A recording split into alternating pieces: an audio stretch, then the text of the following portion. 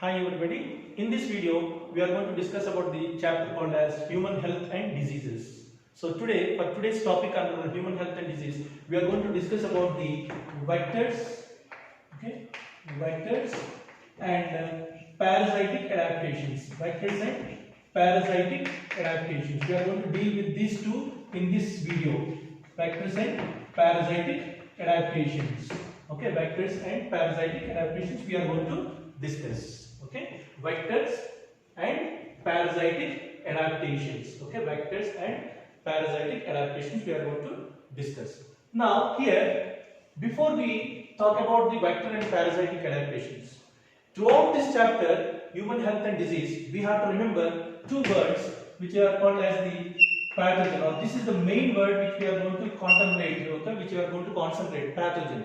What do you mean by the word pathogen? Pathogen means it is disease causing microbe, okay, disease causing microbe, okay, disease causing microbe or disease causing microorganism, okay, or disease causing organisms are called as what? Pathogen. Disease causing microbe we are calling it as. Under this only, okay, under this only we also came across another word called as what? Parasite, okay, parasite. So parasite is also a disease causing microbe or an organism. But what is that we have to remember when we talk about the parasite is that it is depending upon the other organism, which we call it as what? Host, which we are calling it as the host. So parasite is an organism which will be invading another organism called as the host for its food and shelter, and in that process this parasite will be harming the host or another organism. So parasite is an organism which will be depending upon other organism, destroying or harming that particular organism on which it depends upon. So here the parasite, which we are continuously going to come across the word parasite.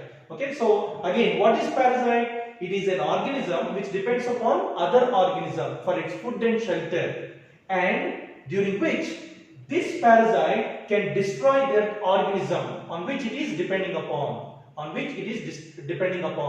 So here is the word parasite that you have to keep in mind. So now we are going to discuss now about the vector and parasitic adaptations.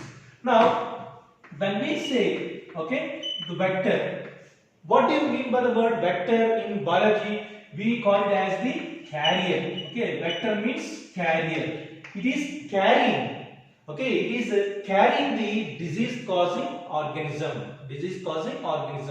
So vector means a carrier which carries the pathogen and invades, or it will be spreading to other organisms. So here, when we use the word vector, we should remember that it means carrier. It is carrying the disease causing microorganism. So here, when we say vector, it is generally the insects. Okay, generally it is the insects that we are talking about. Okay, so vectors are what? Generally they are insects. So when you look at the vectors, we can say that vectors can be of two types. In simple, we can say that they are of two types.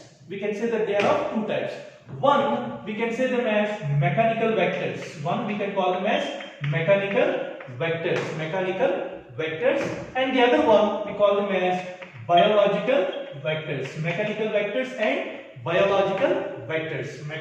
and biological vectors. So here vectors, what we said, they are carriers. They are carrying the pathogen, and they are generally what they are? Insects. So these vectors transfer the parasite. In infective stage, which is very important. Please remember, okay, which is in infective stage. Vectors will be transferring the parasite in infective stage. Remember this, okay. Vectors are transferring the parasite in infective stage. They are transferring the parasite in infective stage. It is ready to cause the disease. That is what is infective stage. So from one main host to another one, the vectors will be transferring the infective stage of the parasite. parasites. So what we said now, there are mechanical parasites and also biological parasites. So here mechanical parasites means they are transferring the infective stages. Here mechanical parasites means what? They are transferring the infective stages. Okay, infective stage of the parasite from one host to the another host. But here what we have to remember is that that particular parasite is not undergoing any development. It is not undergoing any development. Please remember that. So when there are mechanical vectors, okay, mechanical vectors transferring the parasite from one host to another one, please remember they are not undergoing what? No development is seen. Okay, no development of parasite. No development of parasite is identified. This is important again. Okay, no development of parasite is observed here, which is carried out by what? Mechanical vectors. So here, even in the case of mechanical vectors, what we have to remember, they are transferring what? Infective stage of that particular parasite. Infective stage of the parasite only they are carrying. The best examples here are the houseflies. The best examples are houseflies and cockroaches. Okay, and cockroaches. These two are the best examples which can quote as the mechanical vectors. In these two, if you are observing, they are carrying the infective stage of the parasite on their body surface. Such as the best example, what they carry here is the ant amoeba. They carry the ant amoeba. Okay, ant amoeba, which is a microbe. Okay, microorganism, which we are going to deal with about that ant amoeba also. So here, what we have to remember, mechanical vectors. What they are transferring? They are transferring the parasite which is in what? Infective stage. Which is in infective stage. And this parasite is not undergoing any development. Okay, it is not undergoing any development. And what are those best examples of mechanical vectors? Houseflies and cockroaches. Houseflies and cockroaches, which are responsible in carrying what? The ant amoeba. And this ant amoeba is not undergoing what? Any development. So the next one is here the biological vectors. The next type is biological vectors. So here biological vectors will also carry the parasite in what stage? Infective stage only. They also transfer the parasite in infective stage. But in biological carriers, there will be the parasite. Okay, the parasite undergoes development. Okay, parasite undergoes development. Or let me say here, parasite. Okay, parasite undergoes development when it is carried by what? The biological vectors. So here, the point that we have to remember is that biological vectors are carrying or transferring the infective stage of the parasite from main host to the another host. And when the parasite is present in the biological vectors or carried by the biological vectors, they will be undergoing what? Development. They will be showing development. Okay, they will be showing development. And this here we can say that, okay, here we can say the best examples for biological vectors are female Anopheles mosquito. Okay, female Anopheles mosquito. Okay, female Anopheles mosquito. We all are very familiar with this female Anopheles mosquito, which causes which disease now? Malaria. Means what? This female Anopheles mosquito is carrying the infective stage of the parasite causing malaria. That is nothing but the Plasmodium. Okay, which is nothing but Plasmodium. Okay, so Plasmodium is a parasite. Which is carried by what? Female Anopheles mosquito. But when this Plasmodium is present in the body of the female Anopheles mosquito, it undergoes what? Development. And this female Anopheles mosquito will be transferring the infective stage to the other host, and this is the first example. Let us see, this is the first example, and here for the second example, for the biological vectors, we can say the other one is female Culex mosquito, okay, female Culex mosquito, which is responsible for causing a disease called as carrying a microbe called as what? Walkeria. Okay, Walkeria bancrofti. Okay, so female Culex mosquito is carrying a parasite called as what? Walkeria bancrofti, and this Walkeria bancrofti is undergoing development in the body of the female Culex. So here now the female Culex is now carrying the parasite called as Walkeria bancrofti. So here you can see that female Culex mosquito or female Anopheles mosquito or the houseflies or the cockroaches, all these are what? Vectors. Vectors means what? Carriers. They are nothing but carriers. What they are carrying? They are carrying the parasites in infective stage. So this is all the points, simple points, which you should keep in mind as we proceed with this chapter, okay, called as human health and diseases. So that is about what? Vectors. So vectors are generally what? Insects. They are carrying what? Infective stage of the parasites from the main host to another organisms, which are of two types, mechanical and biological. In both mechanical and biological, they are carrying what? Infective stage of the parasite. But what is the main difference here? In mechanical vectors, we are not seeing the development of the parasite, but whereas in the biological vectors, we are seeing the development of the parasite. That is the main difference that we have to keep in mind when we talk about the vectors, which we are going to deal with that very carefully in the other part of our chapter. So now next we are going to discuss about the parasitic adaptations. So here when you look at different types of parasites, they show parasitic adaptations. Why parasitic adaptations are important? Because they help in order to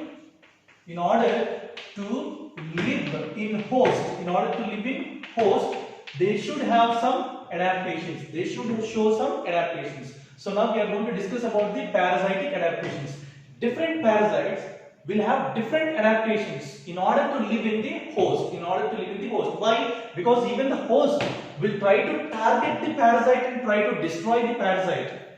Host will be in turn what in turn the host will be doing. It will try to destroy the parasite. So in order to protect itself from the host, the parasite will have some adaptations, okay, to protect itself from the host. So here, if you see the first adaptation, there are like some parasites will have hooks, okay, suckers or rostellum, okay, which actually all these three togetherly, okay, all these three together we call it as what? The scolex. We call it as scolex. Okay, we call it as here hooks, suckers, and rostellum. The main function of all these, okay, the main function of all these structures that are there, okay, are for anchoring, to keep the organism held to the host, okay, So hooks, suckers, and rostellum are very clearly seen in one best example is the tinea, okay, in the tinea solium we call it as tinea, okay. Here if this is the body, okay, if this is the body of the, okay, tinea solium, it has the rostellum. This is called as the rostellum, okay, and it has the hooks, okay, like this, okay, it is having the hooks. And also it has what? The suckers. Okay, it is also having the suckers. Okay, it has the suckers. Okay, here these are called as what? The suckers. Okay, these are the suckers. So what is the function of all these? In order to provide anchorage for providing anchoring. Okay, for providing anchoring means to fix to the host so that it can absorb all the nutrients from the host. These three will be helping the particular organism, and these three structures are like an adaptation shown in an organism called as what? Taenia. Taenia solium. Okay, Taenia solium we say. Okay, Taenia solium we say. Okay, so this is the first one that we have to keep in mind. Okay, which is having the simple adaptation showing hooks, suckers, and rostrum for what purpose? For anchoring. And this is seen in the Taenia. This is seen in the Taenia. And now we will see the next one. Okay, next adaptation as protective cuticle. There are some parasites which will be showing the protective cuticle. Okay, protective cuticle will be seen in some parasites. What is the function of the protective cuticle? What could be the function of this protective cuticle? Here, the function is to withstand host digestive enzymes. Okay, to withstand. Okay, to withstand host digestive enzymes. Host digestive enzymes, because this organism will be present in the digestive system of the host. In the digestive system of the host. So, in the digestive system, there will be many enzymes that will be produced by the host. Okay, that will be produced by the host, and those enzymes produced in the digestive system of the host can destroy that particular organism. Okay, which is as parasite in the body of that host. So, what this parasite will do? It will try to protect from those enzymes released from the host by producing or having what? A protective cuticle. A protective cuticle. So this is best observed in Ascaris. Okay, best observed in Ascaris. Okay, Ascaris. Okay, organism, parasite. It is a parasite that will be there in the residing in the digestive system. So what this Ascaris will have as an adaptation? It is having a protective cuticle around its body so that it can protect itself from the digestive enzymes of the host. Digestive enzymes of the host. So this is the second one which we should keep in mind. That is the protective cuticle as one of the adaptation. Next adaptation is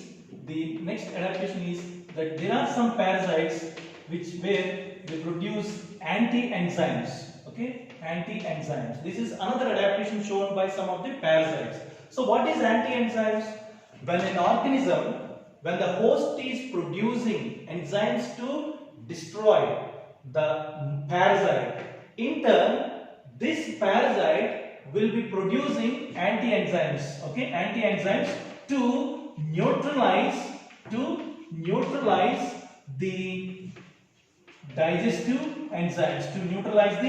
digestive enzymes, because these digestive enzymes can destroy what? The parasite. The digestive enzymes are actually released by what? These digestive enzymes are released by the host.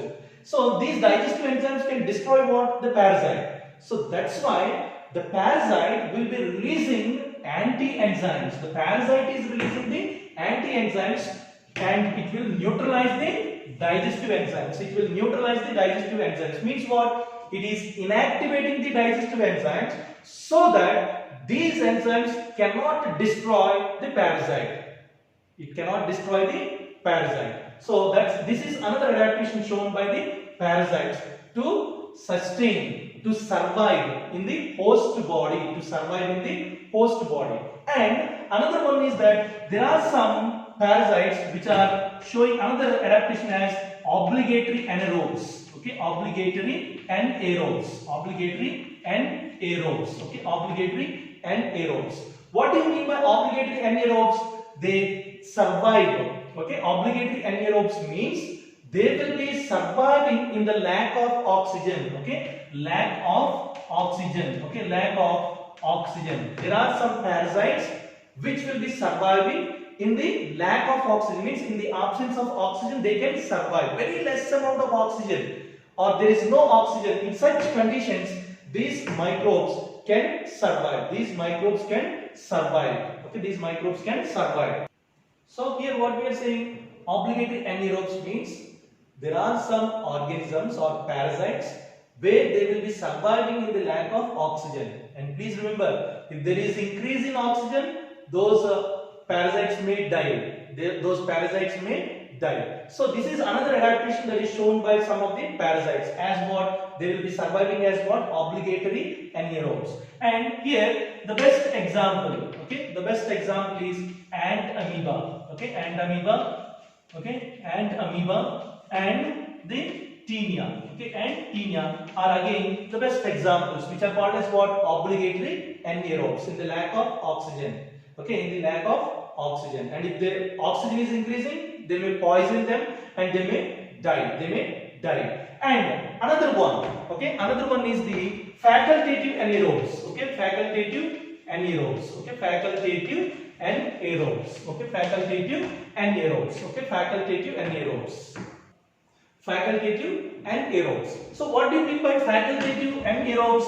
In facultative anaerobes, okay, we should remember that these group of or let us say like this, group of organisms which can survive in the presence of oxygen or even in the absence of oxygen, they are called as facultative anaerobes. Means what?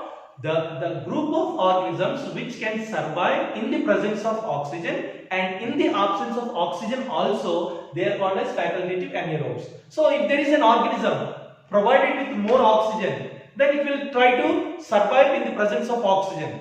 And the same organism, if it is not coming across more oxygen, still it can survive, shifting to what? Anaerobic condition. Even in the absence of oxygen, it can survive. In or without the presence of oxygen, these group of organisms can survive. Such organisms are called as facultative anaerobes. Facultative anaerobes. And here the best example is the Ascaris. Okay, the best example is Ascaris. Okay, the best example is Ascaris. So here what we are saying, facultative anaerobes. So this is one adaptation shown by the parasite for its survival in the host. That is, it is best seen in the case of Ascaris. In the case of Ascaris, we are seeing this particular nature.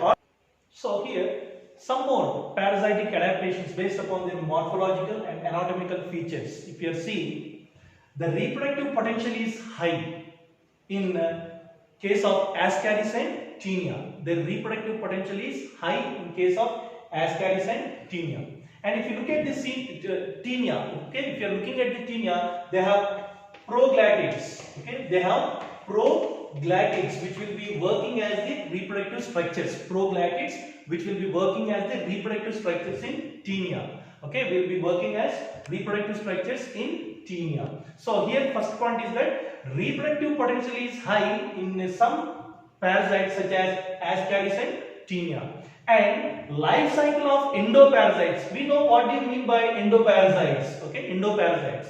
Okay, life cycle of endoparasites are complex.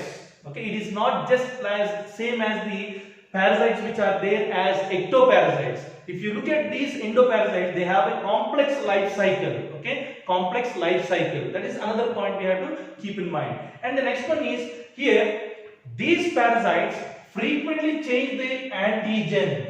They frequently change the antigen. Why they frequently change their antigen? It is because the host will be producing the chemical substances or antibodies to destroy these particular parasites. Okay, these particular parasites. So what you have to remember, the host generally produces chemical substances or antibodies to destroy the parasite that is there in its body.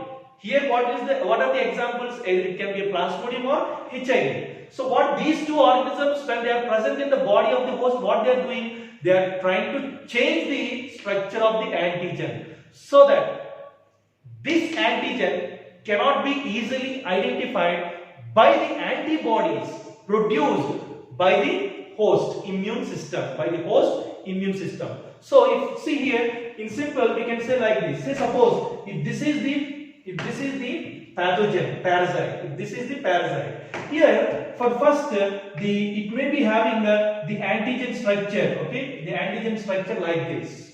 Okay, antigen is present like this. Let us say that this is the antigen that is there on the parasite. Okay, on the parasite. What the host will be doing? It is producing chemicals or antibodies to bind with it. Let us say this is the antibody. Okay, let us say that this is what? The antibody. Okay, here is the antibody. So this antibody can come and fix to the antigen, and this antibody will destroy the antigen, leading to the destruction of that particular parasite. But here, because of this, what the parasite will do is, it is immediately changing the antigen structure. See here, in the beginning what we said, the antigen is present like this, but when the antibodies are produced like this, immediately it is changing its structure. Now the next time it is producing the antigen like this, but the antibodies are like this. So these antibodies cannot come and fix. This cannot happen. They are specific, we said. Antigen and antibody are specific in reaction. Okay, in identifying those antigens. So here, in order to protect themselves, frequently they change their antigen. The parasites are frequently changing their antigen. Okay, frequently they are changing their antigen, which is identified in Plasmodium, and especially in HIV virus. So this we have to keep in mind. These are some points that we should keep in mind as we proceed with the human health and diseases. So today we have learned about the vector and parasitic adaptations. Okay, thank you so much.